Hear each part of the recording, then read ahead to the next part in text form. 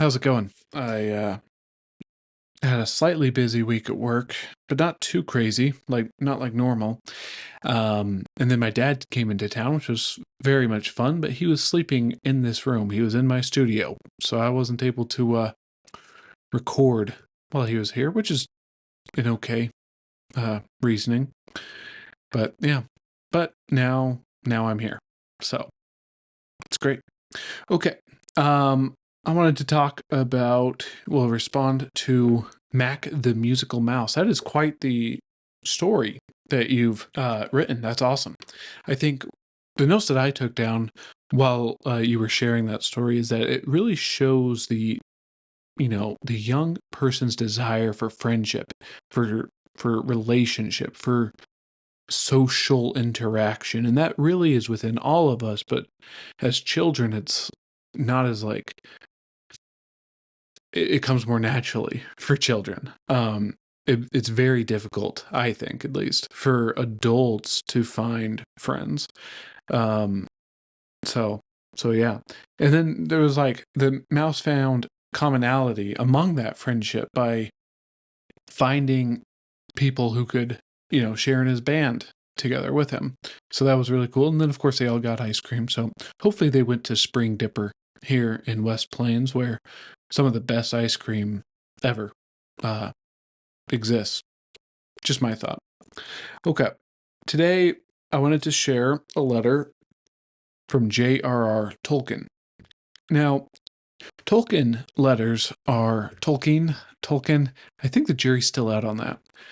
Tolkien letters are difficult to come by because there are quite a few of them. However, most of them only have to do with J.R.R. Tolkien basically rambling about his characters in Lord of the Rings and The Hobbit and things like that, which is great if you're a nerd for that. But like, if you want to talk about a letter that has to do more about like human nature and philosophy and following God and living a good life, it's difficult to find a good letter that he's written that applies like directly.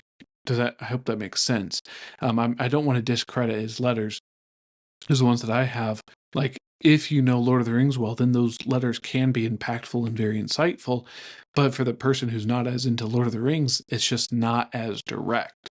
So I found this one. It's a letter to his son, Christopher Tolkien, who ended up being appointed to be the literary person to continue publishing his father's work after his father had passed. And Christopher Tolkien, so a lot of books will say, J.R.R. Tolkien, edited by Christopher Tolkien. That means that they were published posthumously.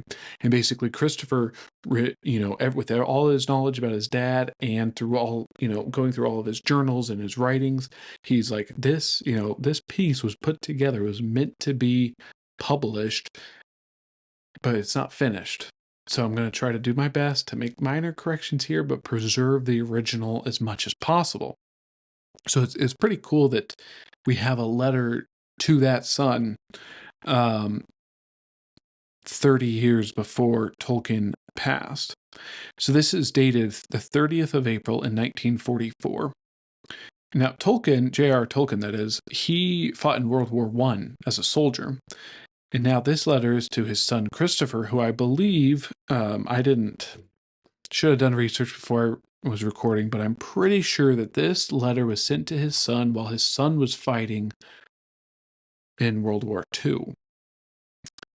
So, yeah, pretty impactful.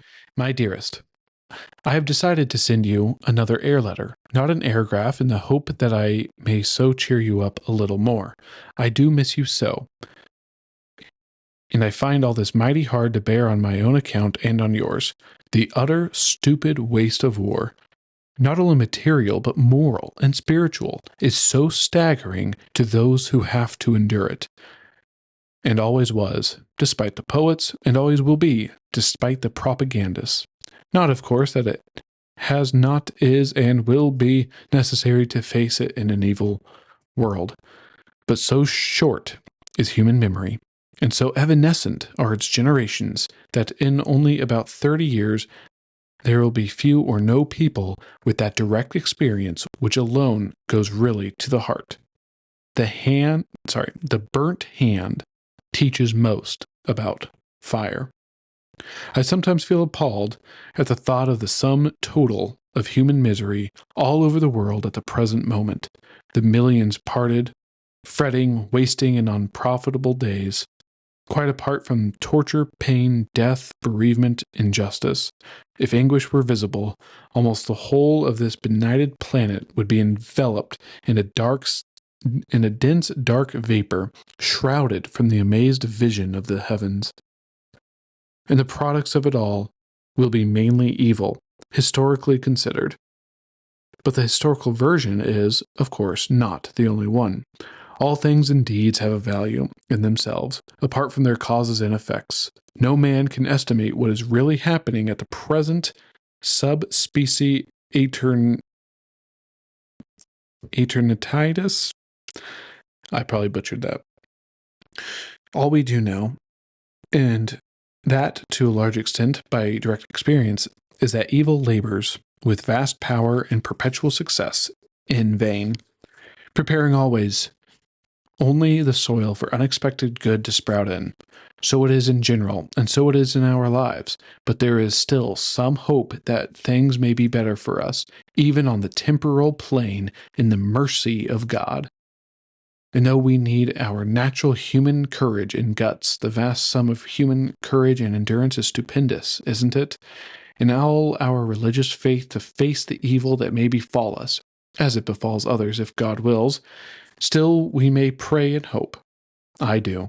And you are so special a gift to me in a time of sorrow and mental suffering, and your love, opening at once, almost as soon as you were born, foretold to me, as it were in spoken words, that I am consoled ever by the certainty that there is no end to this. Probable under God that we shall meet again and inhale and in unity before very long, dearest, and certain that we have some special bond to last beyond this life, subject, of course, always to the mystery of free will by which either of us could throw away salvation, in which case God would arrange matters differently. He then goes on to talk about some lectures and writing that he's doing with Lord of the Rings. Though I have, without you, no one to speak my thought, I first began to write each of the gnomes in army huts, crowded, filled with the noise of gramophones. And there you are in the same prison. May you, too, escape, strengthened. Take care of yourself, in soul and body, and in all ways proper and possible, for the love that you have to your own father. So, this letter is pretty incredible. You see, as I mentioned before, Tolkien himself was a veteran. He'd suffered through World War I, and now his son has to go through World War II, which I'm sure, well, I'm not a parent. You are. And I'm sure that the things that you have had to endure, you would never wish on poor little Lewis to have to endure. And how much more so if that thing was war. He expands on it too. The utter stupid waste of war, not only material but moral and spiritual. Stupid waste of war. And it always has been, despite the poets, he says, and always will be, but despite the propagandists who believe this will be the last war, right? Well, guess what? We thought that about World War I and then World War II. And now we'll see what happens. So short is human memory. The burnt hand teaches most about fire. Ain't that the truth? But once a hand heals, it kind of, once a burn heals, maybe it forgets where it came from, where that burn came from. I sometimes feel appalled at the thought of the sum total of human misery all over the world at the present moment. Jewish families were separated and treated terribly. But not only that, they didn't even get a chance to say goodbye to their loved ones. Viktor Frankl, my hero, who I reference often, at least 2 of his books are right there. I can't tell if there's more. Was suddenly separated from his wife, and he never got to see her again. She was pregnant. She died in one of the concentration camps. But, he says, evil labors in vain. Because it's only in this world, in this temporary life that we live, that evil even stands a chance. But as we have our free will, we can choose that salvation. And we have some special bond to last beyond this life, Tolkien says.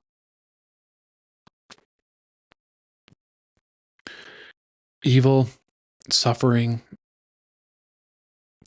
it only has this life to affect us. Otherwise, it's toiling. But we have more than this life. We have more to look forward to in the future. And that's an amazing, amazing thing. I haven't had to suffer like these people have. Those who were affected by World War II and war and things, especially on the home front, I just can't imagine. But evil toils. I like that thought. Evil toils. It's pretty good. It's pretty good. All right, that's all I have. See you next time on Speeches and Stories, Lyrics and Letters.